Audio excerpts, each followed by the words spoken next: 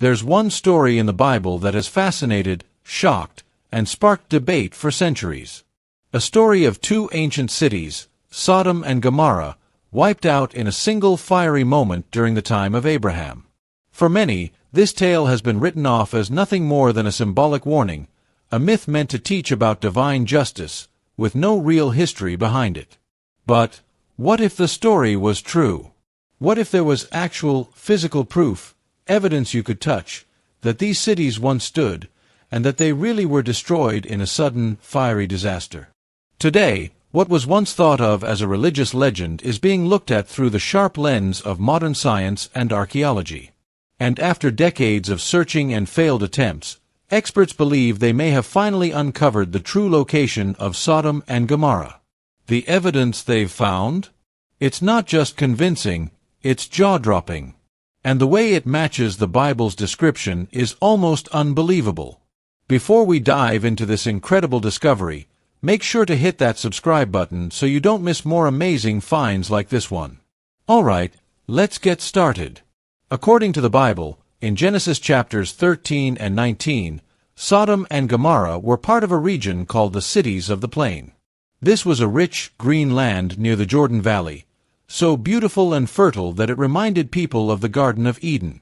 When Abraham and his nephew Lot decided to go their separate ways, Lot chose to live near Sodom. Why? Because the land was well-watered and perfect for farming. But there was a dark side to this paradise. Genesis 13 verse 13 tells us, "The men of Sodom were wicked, great sinners against the Lord." Their corruption was so great that God decided the cities could not remain. Genesis 19 describes the moment of judgment. Then the Lord rained down burning sulfur on Sodom and Gomorrah, from the Lord out of the heavens. He overthrew those cities, the entire plain, all those living in the cities, and even the vegetation in the land. For centuries, people have wondered, did this really happen? Or was it just a moral story meant to warn us about the consequences of sin? Well, recent archaeological finds have turned that debate upside down. For years, experts agreed that if Sodom and Gomorrah were real, they would have been somewhere near the Dead Sea. Early surveys pointed to the southern end, where some ancient ruins showed signs of fire damage. One site in particular even seemed like it might match the story. But then came a surprise twist. Further research showed those southern sites had been abandoned hundreds of years before Abraham was even alive. Archaeologists found that the ruins in the south were much too old. Some layers dated to around 2350 BC or earlier. That's almost 300 years before Abraham's time. In other words, these sites couldn't possibly be the Sodom and Gomorrah described in Genesis. So, where were the real cities?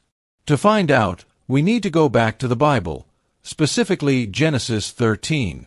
At the time, Abraham and Lot, when they decided to go their separate ways, Genesis 13 verses 10 to 11 says, "Lot looked up and saw that the whole Jordan Valley was well watered, like the garden of the Lord, like the land of Egypt.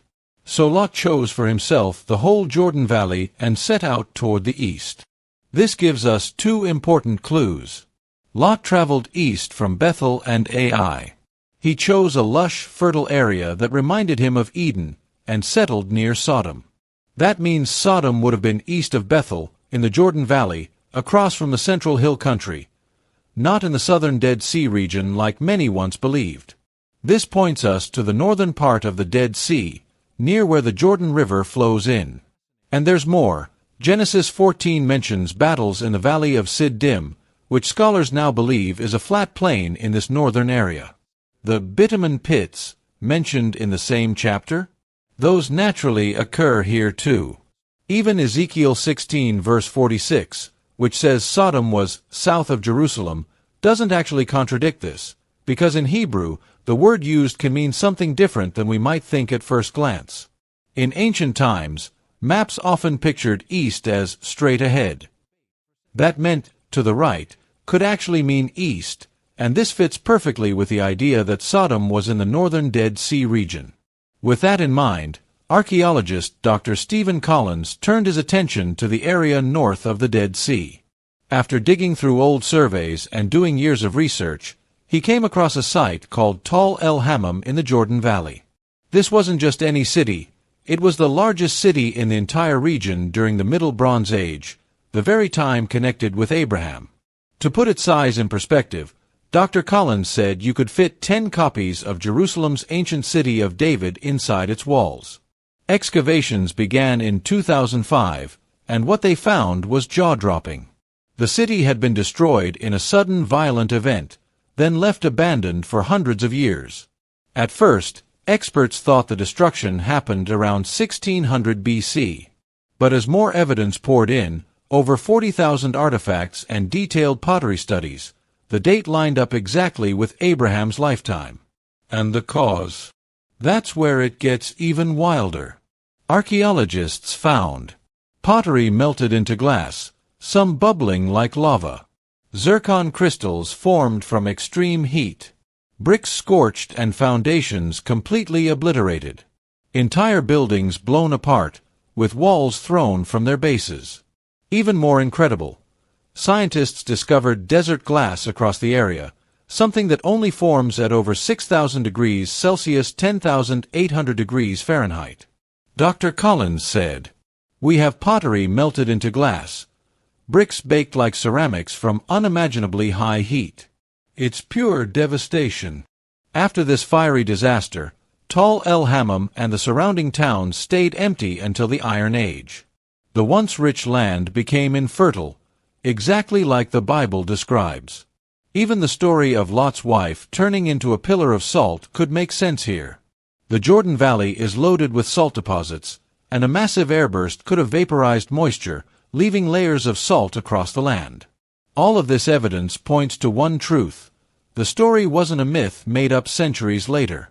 If someone in the Iron Age had invented it, how could they have known the exact geography, the method of destruction, and the correct time period of an event that happened hundreds of years earlier? The discovery of el-Hammam isn't just an archaeological win, it's a powerful confirmation of the Bible's accuracy. What many thought was only a dramatic religious tale now looks like a real, eyewitness account of an ancient disaster, described in the Bible thousands of years before modern science could explain it. Whether you see it as divine judgment or simply a rare natural catastrophe, one thing is clear: something extraordinary happened in the Jordan Valley.